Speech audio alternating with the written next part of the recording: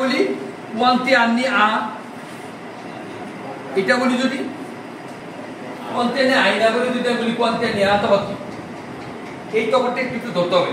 ওয়ান্তে নে আ হচ্ছে আপনার বয়স কত, ভদ্র হবে, মানে আর দিলে কিন্তু ভদ্র। হ্যাঁ হ্যাঁ হ্যাঁ, যেমন আমি যদি বলি কোথায় বাস করো, আমরা কি বলি দোবে কি আবিতা, না এটা তো বলে দোবে আবিতা, এটা কিন্তু আপনি কোথায় বাস করেন।